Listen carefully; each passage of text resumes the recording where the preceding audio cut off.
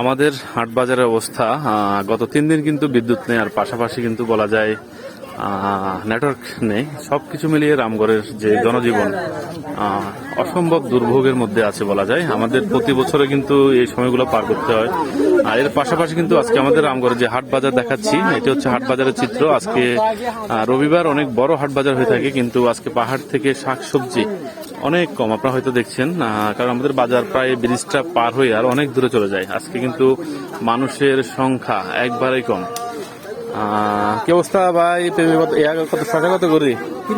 30 টাকা। সে দুধ থেকে শশা নিয়ে আসছে, শশা সে দুধ থেকে নিয়ে আসছে বলা যায়। সে পানি খাল বিল পার হয়ে এগুলোই আজকে পাহাড় থেকে মূলত সবজি আসছে, আনারস।